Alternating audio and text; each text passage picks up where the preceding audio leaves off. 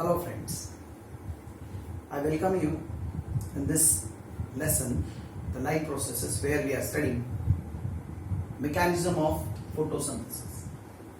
We have seen last time that photosynthesis is the process where green plants synthesize organic food with the help of simple inorganic substances like CO2, water, using chloroplast pigment and light as an energy. How that process occurs, that we have to understand. We are talking about the mechanism of photosynthesis particularly occurring in higher plants, particularly in the leaves, in the chloroplast. Let us see. According to the modern concept, the mechanism of photosynthesis consisting two separate phases. One phase is called light reaction, or the first phase, which is light dependent phase, and the second phase is called dark reaction or light independent phase. As I am telling you since the beginning, that this whole mechanism of photosynthesis occurs in a cell organelle called chloroplast, particularly which consisting of the grana and the stroma. The central viscous matter is called as stroma, and these piles of the thylakoid structure, they are called as grana, that are containing pigments in them. We also have to understand this, the site for photosynthesis. In this mechanism, the first phase called light reaction consisting various substages. In the first substage, initially the light is absorbed with the help of pigments. Chlorophyll A, carotene and xanthophyll, all these pigment forms a group that we call as photosynthetic unit, or it is also called quantasome.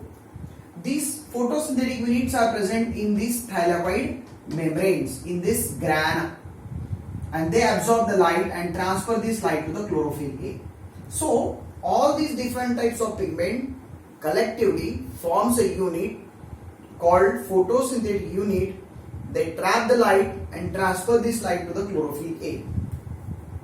This light, absorbed light, is then used for photolysis of water, because try to understand, hydrogen is required for the second phase that we call as reduction of carbon dioxide into carbohydrates, and therefore in order to obtain hydrogen, photolysis of water occur using light as energy, which is trapped by chlorophyll, and therefore in the first phase that occurs in the grana of chloroplast, water molecule oxidized with the help of light energy into hydrogen and oxygen. So hydrogen is separated and oxygen is liberated as a photosynthetic byproduct. What happens to this hydrogen? We will try to understand later. In the first phase only, the trapped light energy is converted into chemical energy and it is stored into the molecules like ATP and NADPH2. These two molecules are called chemical energy molecules, or they are called as assimilatory powers, that are produced in the first phase of mechanism of photosynthesis that we call light reaction. After the synthesis of ATP and NADPH2, hydrogen, ATP and NADPH2, these are used in the second phase that we call as dark reaction photosynthesis, which occurs in the stroma of the chloroplast, where all the enzymes required, they are present. For this phase, no light is required, only temperature is required, and therefore it is called as dark reaction. You don't please misconceive that it occurs during the night. No, it occurs during the day, immediately after the light reaction, but this phase does not need light, and therefore it is called as dark phase or dark reaction of photosynthesis. Now what happens in this phase? In this phase, carbon dioxide is reduced with the help of hydrogen that is produced in the first phase, and ATP and NADPH2, they are also pouring their energy here in this state. As a result, what we call glucose is produced. N number of carbon dioxide react with the N number of hydrogen. Here we have taken N means 6. As a result, CH2O6, that means C6, H12O6, that is glucose is synthesized in the second state that we call as dark reaction of photosynthesis. So in all, mechanism of photosynthesis consisting the light reaction, where absorption of light takes place, photolysis of water takes place, and synthesis of ATP and NADPH takes place.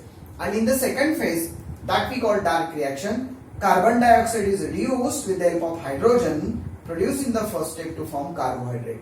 So this is the overall reaction of photosynthesis that we have studied last time, that carbon dioxide react with water in presence of light and chlorophyll. As a result, glucose is produced along with the degradation of carbon dioxide. So this is the mechanism of photosynthesis. Where does actually this process occur? Here I have shown you the cross section of the leaf. This is the leaf. Here it is a midrib and lamina. If it is taken cross section, it will appear like.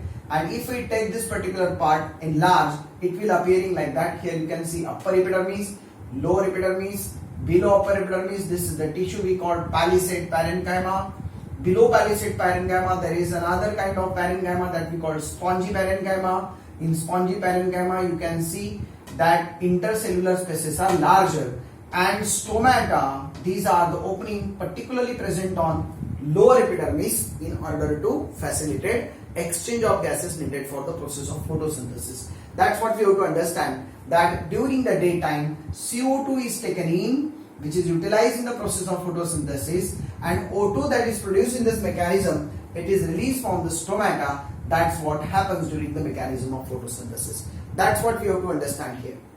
Another important aspect which is mentioned in our syllabus is that this mechanism of photosynthesis is very common in most of the plants, but however, there are certain plants to which we call desert plants.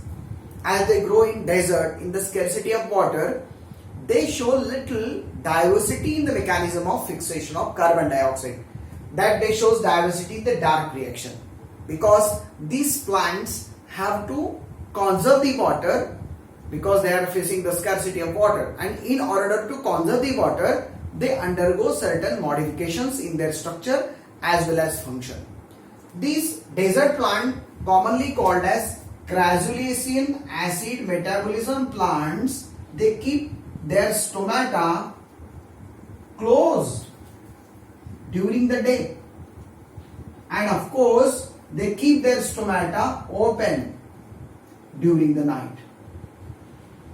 In order to save the water, they bring this type of modification in them, and as a result, this problem then begin to face the problem of how to absorb carbon dioxide, which is required during the day when the light is available. And therefore, these scam plants, or they called a desert plant, they bring certain modification in them, and these plants absorb carbon dioxide during the night. When the stomata are open, they convert this carbon dioxide into organic acid. They store this organic acid into the mesophyll tissue. When the next day, during the daytime when the light is available, this organic acid is broken down and CO2 is released. At that time, stomata are closed, but internally the CO2 which is released, it is then utilized for the mechanism of photosynthesis to synthesize glucose molecule. So, by keeping the stomata closed during the day, this desert plant conserve them water. They save themselves from the extreme heat, extreme desert condition, extreme scarcity of water, but therefore they undergo little modification. They keep their stomata open during the night, absorb the CO2 during the night, stored in the form of acid, organic acid, and therefore it is called as crassulaceae. It is actually the family of this particular plants where the plant belongs, and acid metabolism, because mostly during this process acid is formed, organic acids are formed, and they are stored into the mesophyll tissue which is used in the next day. And therefore in this way some of the desert plants follow this mechanism. So this is all about the introductory aspect of the mechanism of photosynthesis that we have to understand. In the next lecture we will study how these stomata plays important role in exchange of gases. These are very important vital pores which are controlling this mechanism. I hope that you understand the mechanism. If you are having some problem, please comment on that, ask the questions, and if you like this video, please like. Thank you very much.